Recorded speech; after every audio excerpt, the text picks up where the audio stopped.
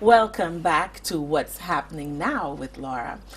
And as I promised earlier this month is going to be all about jazz. Well, not quite all about jazz. You know, I broke my promise last week and I broke it again today. But you know what? That's just who Laura is. I will break some promises. I will come at you from the left. You know, I'll throw you some curveballs, but it's all good. It's always going to be about things that we need to know. You know, when people try to threaten us, we need to stand up and say we're not going to be bullied. But enough of that. It's all that jazz and more. My guests this evening with me are Miss Christine. Christine, I always forget you. Samuels. Yes, Laura. It's Christine Samuels and Samuel without the S. I'm adding things. And Drenia Frederick. Drenia Frederick. I was about to say Oje, I don't know why. What? I'm sorry, senior moment. But ladies, welcome to all that jazz. Good evening. And last week we talked about, it was all about the opening of jazz. And today it's going to be all about the arts. Definitely. Hence my little hat. You know, earlier when I was coming to the studio, I got a flyer and I saw Dame Virgie, and I thought, oh, I have a hat too. I'm going to wear my hat. So, Interesting. ode to an artist. But I just want to make a correction. It's not Dame Virgie. She got a medal, but she was not. Oh, Yes. but that's what I heard everybody saying. So Well, maybe you know, there's an African sort of philosophy. When you speak something, the word, and it goes into the air, maybe it should be so. So what is her title? She just has a medal of merit. Okay, I heard everywhere it's Dame Virginia, and you know she's my cousin. You Oh. know, and so I was so proud, you know, and here I'm going Dame. But anyway, I think she's deserving of it, and that's all that matters. And I think it's more than just me. I think a lot of people think that she's deserving of it, and it's all good. So Christine, let's start with you. Tell us about your involvement in this year's Jazz and Arts Festival. Well, my involvement is basically with dance. This Cultural Development Foundation has, you know, got my attention because they're celebrating Auntie Virgie this year. Through Junior, they put a program together, so I'm able to rope in with her. I think it's the Icon series. Last year they did Charles Cadet, and this year they're celebrating Auntie Virgie. So when I got the call from Junior, I had no choice. I mean, if it's Auntie Virgie, it's good. So here am I. Great. Wonderful. And everybody knows that Auntie Virgie is just iconic dancer. I was telling you earlier at the break that my first dance class was with her. I must have been like 6 or 7, and I remember her telling us, put your hands on your hips. And I felt so proud that I knew what my hips were and the older girls didn't, you know. And she makes this lasting impression on you know, so many people. Definitely. Did you train with her? Yeah, I was actually One of her the product- choreographer and teacher of Laserfor, second generation. There were 5 generations of Laserfor. So wow. 5. Imagine. 1973 generation, second generation, 1973. And you know, there's a generation before that. We're Before not saying 19 what. 1972. Yeah. 1972, first generation of Laserfor. So I'm 1973, second generation. And here I am not wanting to date myself. Go. Good for you, because I ain't saying, you That's know, I'm not many saying, years with yes, Virgie. absolutely. I mean, we were close. She's also the godmother of my son. Oh. We were practically best friends. We spent a lot of quality time together. So Nice. I practically know quite a bit about Auntie Virgie as a Nice. friend and a mentor.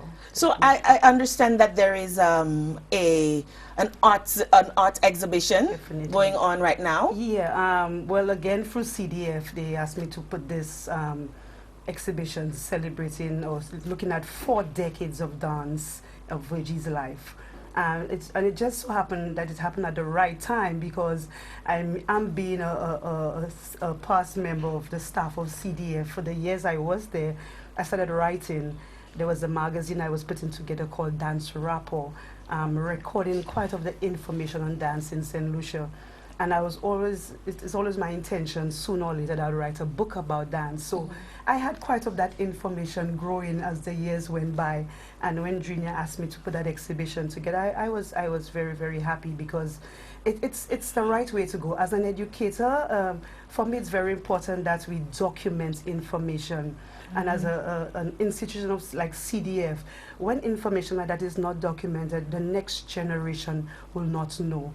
And so me given the opportunity to, to showcase where Virgie started, those people she have mentored, and the work she has done in dance through an exhibition like this, it's worth my time, and I'm very, very happy to be the one to put up that exhibition for CDF. Wonderful. Now, we know that this year, it's for the St. Lucia Jazz and Arts Festival. It's 25 years, an unforgettable journey. Junior, tell us a little bit about that journey, the arts, on the art side. Well, it has been a long journey to get there. I think the journey has always existed. It's really now that it has come full circle. And I think that it's a wonderful thing that St. Lucia Tourist Board has done in terms of creating this arts component to the jazz that makes us stand out in the Caribbean, and it stand out from all the other festivals that exist. In terms of the arts, I've always said St. Lucians are extremely creative people, and I think we need an avenue, a vent for that creativity to really be displayed. And we also need to honor those persons who have started the making of the wheel and continue on the journey. Icon Series is really about honoring our cultural icons and letting the next generation know that, you know what, these people were there and these people laid the blocks for you. Where you're standing now, these people have laid the foundation, and you must remember that. So we started with Charles Cadet, and that was, I don't know if you came to the concert. I was unable to attend the concert, Junior. I remember vividly, because I wasn't here, so I missed that completely. So this year I'm saying, and I was about to say Dame Virgie, but because it's Auntie Virgie, I would love to, and I'm going to make myself available. So yes, unfortunately, you should. And I'll tell you why. The first one. I'll tell you why. What we have done, and I think all the stars were aligned, and everything in place. We have sort of assembled a group of 12 dancers. They'll be dancing maybe 3 or 4 numbers throughout the show. We have aligned, let's say, a young choreographer. We're doing a sort of a piece, a showcase with some of the dancers who were around in Christine's era. Carlton Ishmael, P.T. Sedley C. Eichel, and of course the Shyamalan dancers. And they will be putting on a piece which actually catalogues the P.T. Sedley C movement. Some of us don't realize that all the sort of Caribbean folksy movement that we're doing, it's a version that P.T. Sedley C had created. That's what I was told by Carlton. He said before that there was movement from CYO, which was influenced by Trinidad. And what they did, they took our folk and they recreated it and they reinvented it. So, I mean, I'm going to show you. So our little movement like that, thanks to P.T. Sedley C. Nice. Yes. So all of that is going to be choreographed, polished, stylized, and done by Barry George. And it's interesting. And Barry is it's like an icon in the making himself. I mean, with Silver Shadows, and he's been doing a lot. Yeah, so we've paired a younger choreographer, sorry, Christine, a younger choreographer with these sort of senior persons who are really the building blocks of dance. And it's beautiful to watch them at rehearsals. They come on time. They're all young people coming on time, disciplined. Yes, but it tells you something of the era and the esteem they held the dance in terms of, even though some of them did not pick it up as a professional career, they treated it as that. And it's a pleasure to watch them in rehearsals. And I'm seeing them move on stage, and they're doing that movement, and the movement is finished. It's polished right down to the fingers. And I'm like, wow. This is really going to be a fantastic show. Who misses this? You cannot miss this. And what we've also done, we have a young choreographer who's finished his bachelor's in dance. Shem will be choreographing a piece with males. And Trevor King, who's also doing some of the choreography. And the big one, Virgie's Girls, who have gone beyond and continue in dance, Tanya Isaac, who will be coming down with 5 other members of her dance company. And she's coming from where? Tanya is coming from Philadelphia. Actually, they're coming from all over the world, and they agreed to do this. They're excited about St. Lucia. They're excited about coming. One is coming from Seattle. One is coming, some of Philadelphia, and there's one coming from Paris. Oh, wow. Paris, France. Yes. So that's how important this concert is, and the Icon series. And Tanya, I mean, when I called her, she was just, I couldn't believe it. And what I want to say about these people is the humility and the willingness to give back. So we have Tanya and her dance company. They'll be doing like 30 minutes of dance, so you know it's going to be good. And also we have Nicole Oberton, who'll be choreographing a piece with the St. Lucian dancers. Nice. And Shakina Beckford, president, who is the daughter of Ikel. She lives in Chicago, and she actually has a dance company called Les Enfants. And for years she danced with an African dance company, and she'll be choreographing an African piece with the drummers, with the dancers. So that will be high energy. Everybody are St. Lucian, the drummers, the Yes. dancers. Nice. So people will be more than pleasantly surprised. I think we'll be in shock to know that we can attain that level of excellence. And this is the mark where we can reach. And there's nothing that can stop us as St. Lucians. We bound ourselves by 238 square miles. It's more than that. We're over the seas. We're all over I like the to globe. think that our boundaries are elastic. Yes. It So- expands. So the journey has stretched it. It has gone across the diaspora, and it has come back home. And I think it's a place where St. Lucians should be on the 1st of May, 7:30 p.m. This is once in a lifetime. I describe it as a moment in life. Life is made up of moments, and there's some magical moments that we should not miss. And these are the moments that when you sit back and you reflect, you say, I understand what is the meaning of life. I have a friend who said that he had a ticket to the last Bob Marley concert. He figured, I'll always see him again.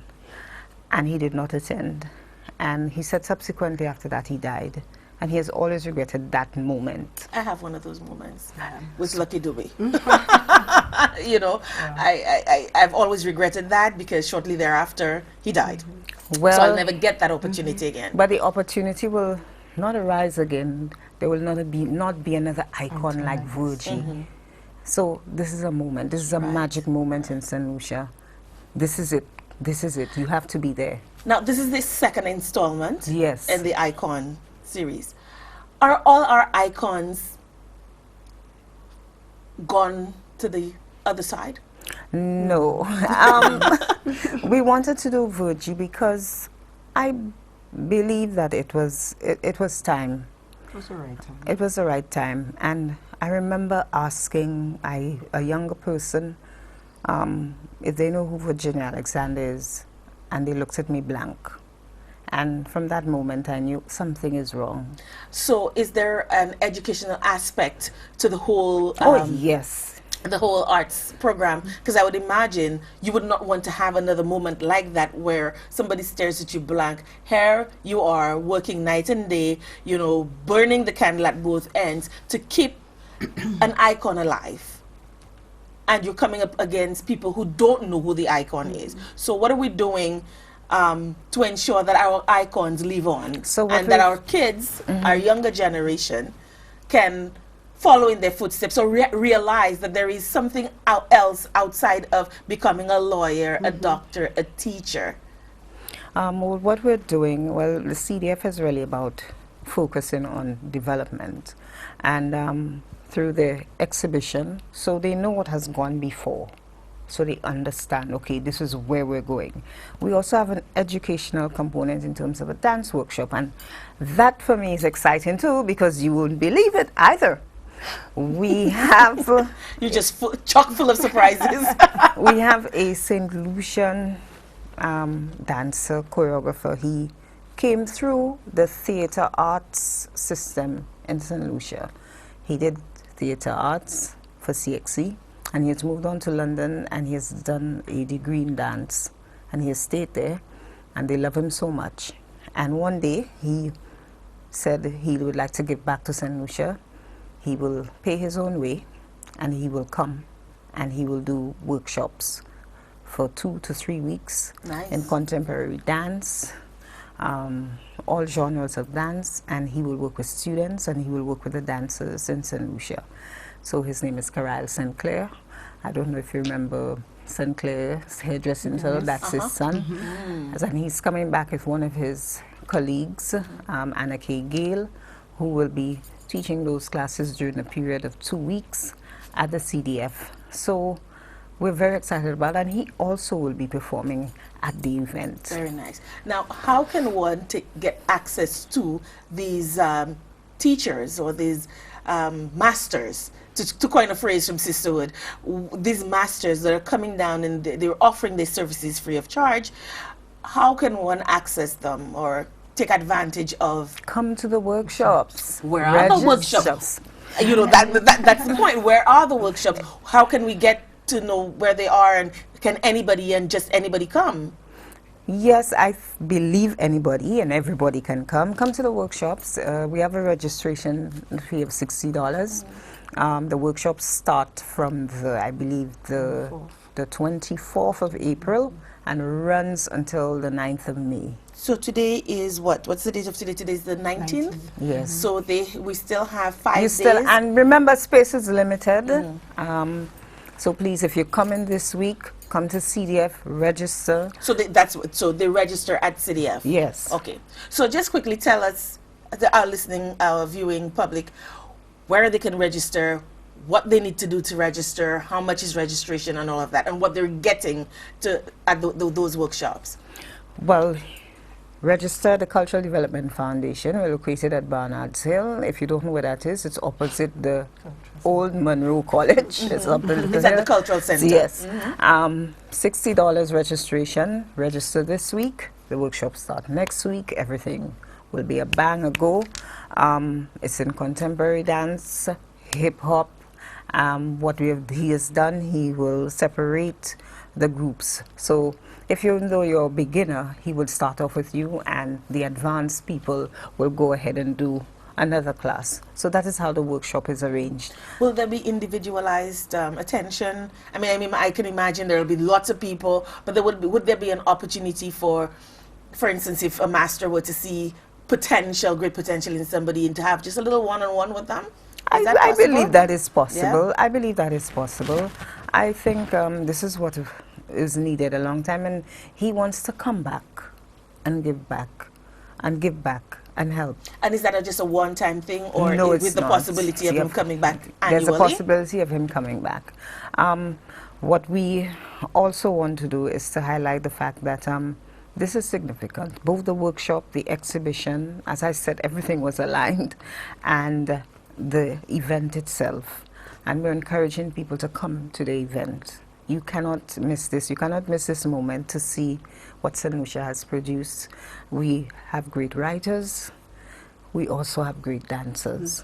We have great musicians, and it really shows us where we can reach. And for me, Jazz and Arts is a platform where we can now filter in and let the world see who we are.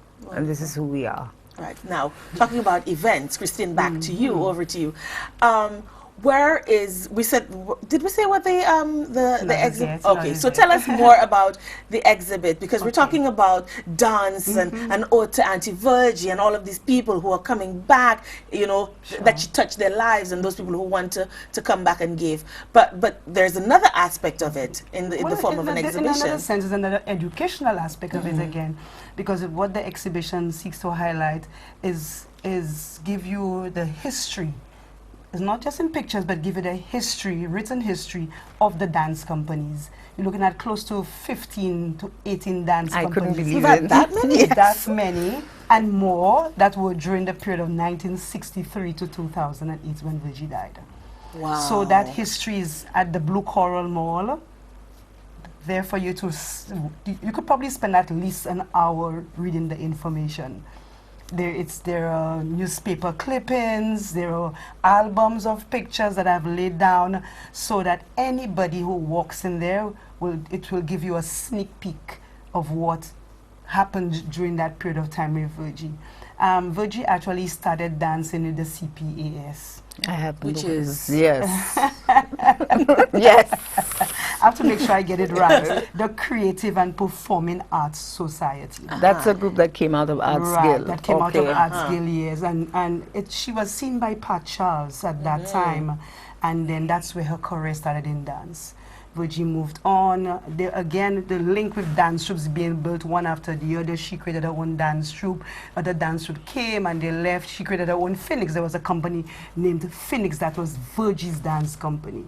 She moved along, and in 1972, when Phoenix moved out in 1969, Virgie said that was enough. She created her own company, and that's when Laser first started in 1972. But strange enough, what I discovered that there was a group called Laser already during the period of the Arts Guild years and the CPAS. Okay. And the period of Andine George, where Virgie and all of them were together. And they did a piece of choreography called I Feel Pretty. I remember actually dancing I Feel Pretty. So there's some kind of relationship that Virgie got that Laser name from some group that she really loved and admired. It dissolved itself, and then she brought it hung back. on to Laser and she hung on to I Feel Pretty and brought it through that generation of dancers Right. from 1972 all the way to the new generation of Laser 1979, 1980, because all of those dancers did I Feel Pretty. Right, right. So you will see in the exhibition, you will get to know the dancers during that period that Virgie spent a lot of time with, whether to mentor, whether to travel with, and whether to dance with. And what I discovered that Virgie was a limbo dancer. Virgie did limbo with Vincent Lucas for a short period of time and traveled to Canada with him before he brought in people like Erin Shalman and her sister Joanne and Sammy.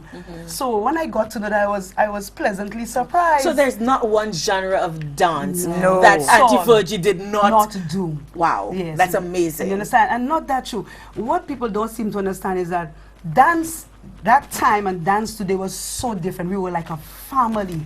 So Virgie built that relationship with every dance company that was there during that time. She was like a mother to us. She traveled with us. She spoke to us.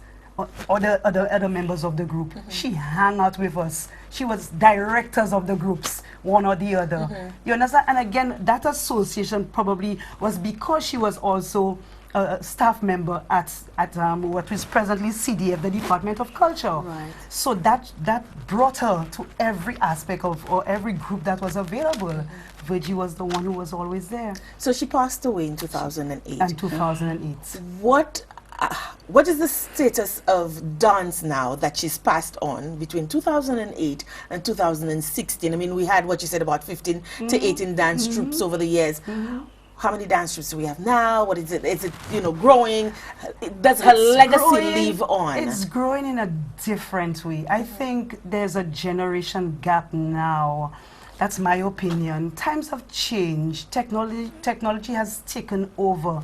What I find in the dancers today, with us, those that Virgie have trained, Virgie always left that word of excellence with us. That everything we did in the dance had to be excellent. I'm not saying it's not something that happened now. She always said to us that if we do something, if we dance, we have to dance well. We have to be trained well. The dancers today are very different. I strongly believe that the dancers today like dance as a hobby. And many of them might not take dance professionally. But what would You you account? understand? What would you account for that? Because I think that there's more opportunity now Yes. for dance than there ever was. There is opportunity now, but there is not enough opportunity in St. Lucia for training. And I find because there is this gap, the dancers may be not willing to take their own monies and to go overseas. I mean, a young man like Shem, you could see Shem loves to dance. Shem wants he has this passion and he wants a career in dance. So Shem is a little different. Most of our dancers want the opportunity, but we have to give it to them. So what's the difference between the dancers now and the dancers then, that they took it seriously, that they, you know, is it that there were more local teachers back then and they're not any now? I don't think that's I the think cause. there's a general mindset. Yeah, the mindset is different. We were emancipated, we were colonized, we moved from that, we have made strides. But somewhere at the back of our minds, there are certain professions that is not work. And you have to understand that the arts, dance, music, these things, we're in transition. It's moving from a hobby to understanding it's a profession. We're almost there. I mean, a few years ago, I remember if you were doing advertisements or performances, people wouldn't pay you. But now we're getting that understanding. Okay, well, that too is a profession. That too is work. Okay, this is the route that we have to take. But we're at a point where we have to realize, what is the bar of excellence? What is that bar? And that is what we're trying to establish, and CDF is trying to work on developing that through training, making people understand that what you see, the glory of spinning across the stage, it's 99% work and 1% glory. And that is the work that you have to put in through the training. That is why we're not doing short spurts of training, long term. And with long term training, if you're serious about it, you have to commit. And it's a commitment. I'm telling you, the arts consumes, it's a commitment. The same way that you study medicine, it is the same way that you study dance, you study music. People spend 7 years learning how to play the harp. That tells you something.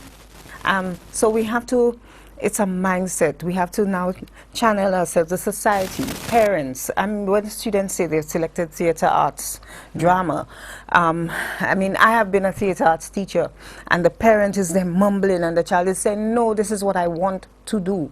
And it's on and on. What are you going to do with that? You're going to starve.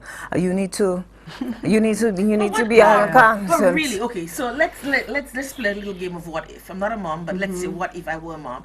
And then I have this child. She's 11 years old. Do kind of have a child who's 11 years old.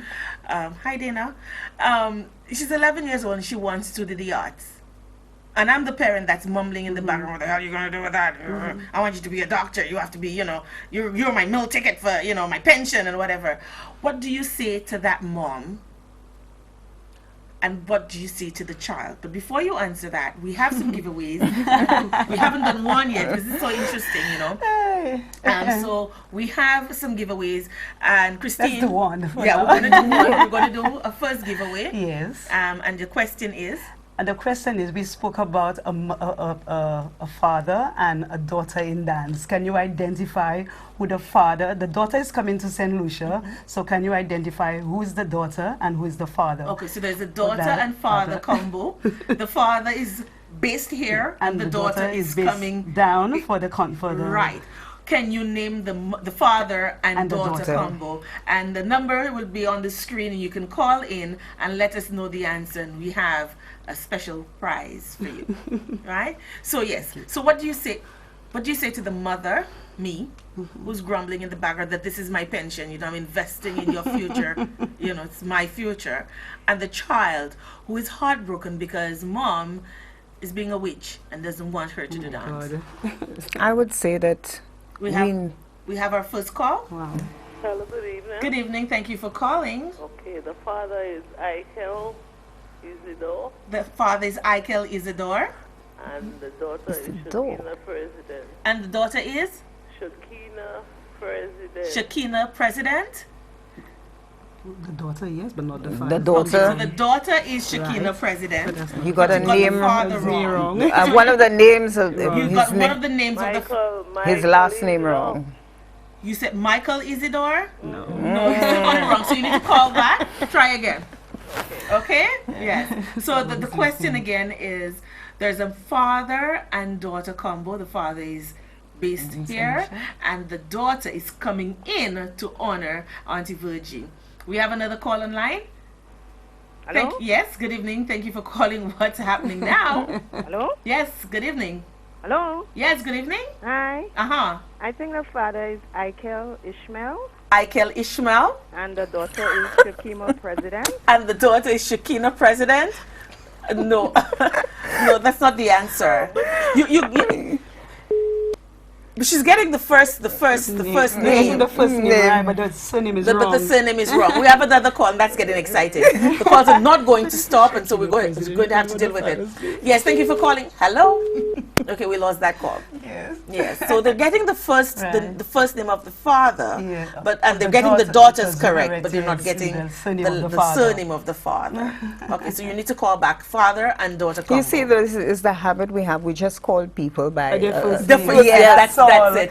Good evening. Thank you for calling. What's happening now? Why me? Hello. Hello? Yes. Francis.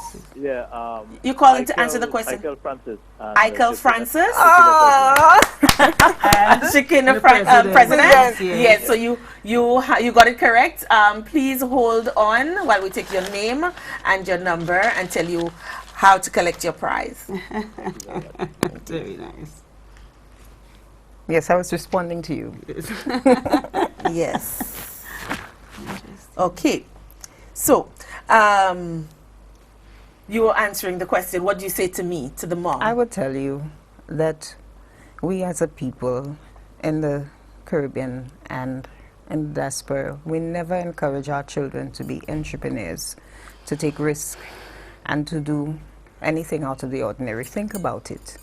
If your child says to you, I'd like to open a boutique, you would have the same response. We never teach ourselves to be the creators. We always have to be in a position of servitude. So you get an employment, you go, you get your CXCs, you get all of that. You're not a creator, you go and you get a good government job. You go and you work as a lawyer, and even though you come back as a lawyer, you don't really go into your own Trina, practice. I wanted to make some money. I want her to have what I didn't have. So yes, she can be an entrepreneur, but why can't she do that part-time? Why can't I have to I would spend... answer it differently. As a teacher, I will give you a story. I will give you a story. Give me the story after. I will give you a story. After, and it's a real story. I will give you. After I will Kristen give gives you. me I will the give you different it's a answer. I real would do story. It's a differently. real story. Okay, I would do differently. Based on my experience and my story, I would tell the parent, please ensure that the child has a profession. If you want to be a dancer, I think you should, if the child wants to be a dancer, let her hold on to that dream. Let her, you know, she wants to dance, let her do it. But make sure she has something to hold on to if that doesn't work out. I'm serious. No, that makes You me feel understand warm, and saying? that soothes But me. I would never deprive her from being a dancer. That suits me because then I can get the best of both worlds. But I'm interested I have in two hearing- stories. Now Jenya has two stories. Tell us one story. We'll go to break and then we'll come back. I don't know if people realize there's a young lady called Etava who has a boutique and she does those lovely Hand painting. hand painting. She's brilliant. Etava actually has qualified. She has a science degree, and all her life she wanted to be an artist. So just think, if Etava had gone to an art school, that would have exploded even more than it is today. But I have another story. And wait, Tanya Isaac Isaac had no plans of going to a dance school, as from what I was told. She probably had to go to some engineering school. But then she saw the dance school. And that's the thing. And That's for me. That's what Her drives it. parents Because supported her. there's no reason And why she you could have, have because we correct. talked about it earlier about us not being restricted by our 238 square miles. I didn't I did not do all of my studies in the Caribbean. I studied elsewhere, and that opened a world of other things Exactly. for me. Yes. So to me, if I were in that position, I would tell my child, Be a lawyer. allow Yes. me to, you know, have a peace of mind, because parents we don't stop worrying and being concerned about our kids. But I will Second put story. you in a position where you will be exposed to these other things. And if that's really what you want to do, then mommy will. My second story, and this is take my your quote, we'll and this take is your my second quote. story after the break, and then you will tell me, before you go into your second story, what you would say to a child. Child. Right? So, because we talked about the mom, but we haven't talked about the child. So we're due for another break. When we come back, more with St. Lucia Jazz and Arts. Stay tuned.